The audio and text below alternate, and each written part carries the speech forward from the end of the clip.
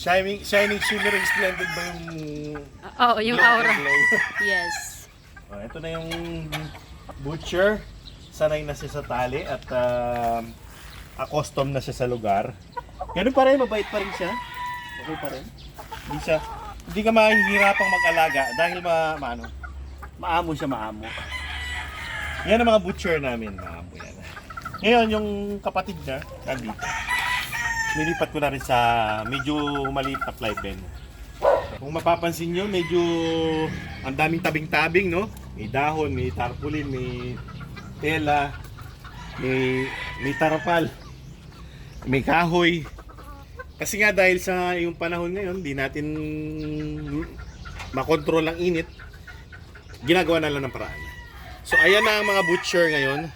Tagalin lang natin itong mga kahoy para makita nyo silang mabuti. Ayan yung isang kapatid na lalaki. Yan yung maagang nagtilaok. Kung nanonood kayo sa mga video, yan yung nagtilaok. Pero yung isa niyang daliri, naputol yan eh. Kasi syempre nagtutukaan sila. Yung kuko niya, natanggal. Tapos medyo baliko yung kuko. Yung kuko niya sa daliri, baliko. Hindi katulad nung isang butcher. Perfect yung paa niya. Maganda. Tuwid yung daliri, tuwid yung kuko. Ito meron siyang mga blemishes. Pero yan nung maagang nagtilaok.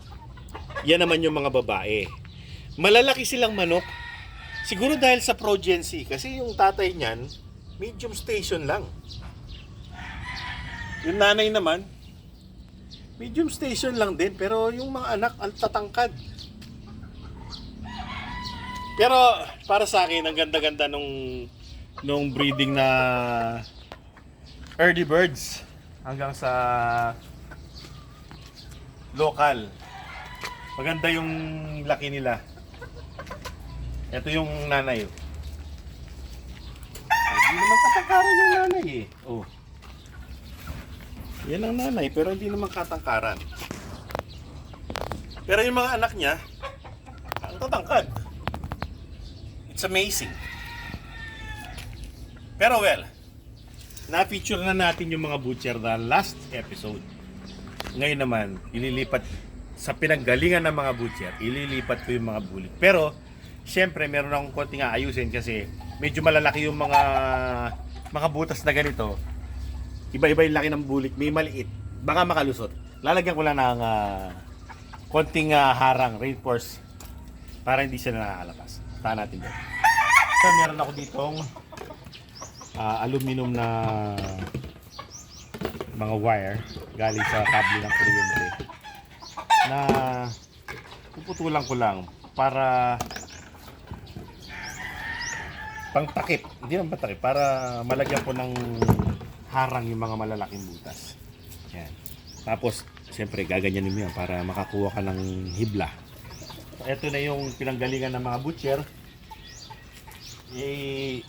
Reinforce ko lang, tapos lilinisin, tapos didiligan, babasain para papaglagyan na ng mga bulik. Kasi yung mga bulik, marami sila eh. Di katulad ng mga to, mapapansin nyo, ilan lang sila. 5 yan, meron na kahapon, sigurado. Ayun. Ayun. Kay Amboy na lang dyan. Ikaw, Amboy, gusto mo lang nandito? Ito katulad nito, pakita ko lang sa inyo. Katulad nito, ito, malaki siwang to, makakalabas yung maliit na bulik dyan. So ang gagawin ko, katulad nito, ginawa ko na yan, ni-reinforce ko na ng saglit. Ngayon, ito naman, napakadali, gaganyanin ko lang para hindi lang sila nakakalabas.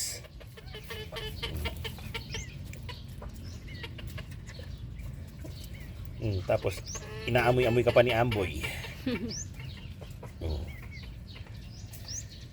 Hindi na siya makalabas dyan. Diba? Wow. Ayan, yung mga malalaking buhot katulad nito, yan, lalagyan ko. Ito, malaki to. So, tatapusin ko lang muna. Tapos, papakita ko sa inyo yung finished product. Ngayon, na natakpan ko na yung mga pwede nilang lusutan. Ayan o, tingnan nyo. Tatanggalin ko naman ngayon ng mga bato na pwedeng makalaykay ng aking kalaykay. Ano ba to? Amboy, excuse. Boy, kiri ka. Labas muna. Panandalian. Sige, pwede kang bumalik pagkatapos.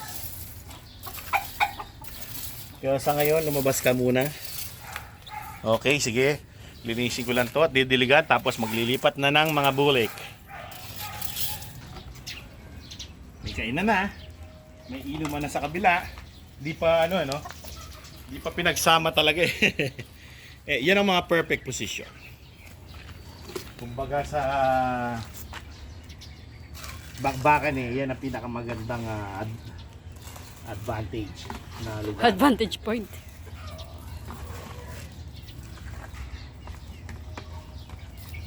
Kasya ba? Oo. Tansyado ko na yan.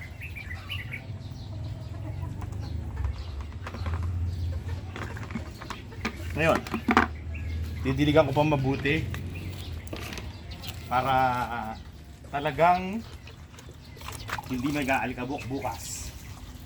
By the way, mamayang gabi ko pa sila ilalagay dyan. Ire-ready ko lang. Hapon na rin naman eh. Mag-aantay lang na dumilim ng konti. Para, paglilipat ko sila, madilim pa. Wala munang ilaw. Tsaka ko na sila iilawan pag nakalipat na sila. Kasi Lahat. isa-isa sa kanila, kahit mga baby pa, bibigyan ko na ng B12 stallion. Para medyo parang napuputla ako sa mukha nila eh. Para rosy cheek lang ng konti. So babasahin ko lang to ng soaking para tamang-tama mamaya. Ano na yan? Sinip-sip na ng lupa yung... Hindi naman yan nagpuputik eh. Yan ang lugar na mabuhangin.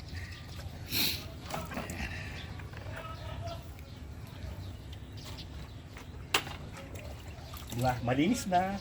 Okay na. Nag-ano pa nga eh. Nag-ano pa eh. Haalikabok oh. Oy, ayaw sip-sipin ng lupa eh. Pero mabuhangin yung lupa niya. May abo. May pinagsunugan din dyan. Kaya medyo maitim-itim siya. Yan, siguro naman medyo soaking na yan. Okay. Okay, so papahigupin lang muna natin. Tama-tama, mamaya ko na sila ililipat. Kasi kung ngayon ko sila ililipat, magmimistulan silang para mga bibi. Maputik. Kaya ko munang sipsipin muna yung tubig. Palaki yung mga alaga. Nag-a-adjust na ng 10. Ito tamang-tama sa kanila. Kasi marami sila dun eh. 9 sila dun eh. 9.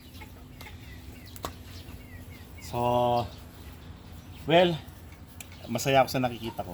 So, see you later. Later lang ng konti. Madilim na, mga kaibigan. Ito na ngayon. Sinipsip na ng lupa yung binasa natin kanina. Maganda na. Hindi naman maputik dito dahil parang may mix ng buhangin yan eh. Ngayon, meron na siyang solar na maraming insect, syempre. Dahil nasa tabi tayo ng bukid, maraming insect talaga. May solar na, inumin, pagkain. So, may hapunan. Malinis na yung lugar. Ang kailangan na lang ay ang mga lilipat. So, bago natin sila ilalagay dyan, magbibigay muna ako ng Stallion B Complex. Para extra vitamina, diba? So, let's go. Ito na ngayon sila, nakahapon na yung iba kasi gabi na nga. Pero yung iba, ano pa rin, alive. Nasa baba pa. So, dadala-dalawahin natin ng paglilipat kasi total, magbibigay tayo ng B-complex. Ito na ngayon sila. Isang P-comb, isang straight comb, pero similar ang kulay. Ayan na sila.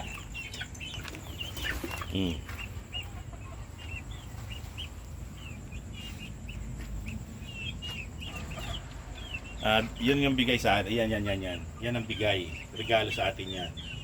Pero yung iba, 34. Yung nasa taas, 34 bulik. Pati yung dalawang light na halos magkapareho ang kulay. Oh, yan, dalawa na yan. 34 bulik. Tapos yung isa babae. Tapos may isang babae dito sa taas, isa. Yung nasa dulo. Yan yung sumampa, hindi sa atin yan. Kaya Hindi lagi, siya 34. lagi siyang tinutuka, kasi siguro dahil hindi nila kapatid yan eh. Hindi pa sila sanay. Oo, hindi sila sanay. Hindi mo makukuha mabuti dyan. Yan, ganyan.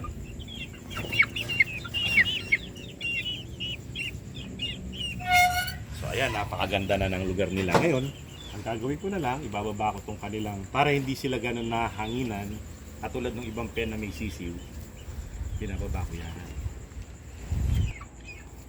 Para manuman, mahanginan man.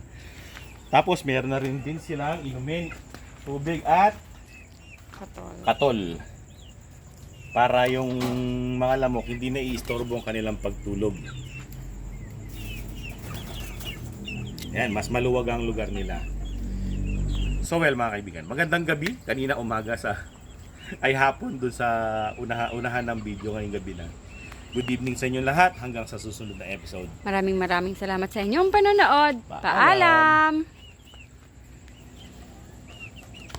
Ayun dito sa kabila. Tara!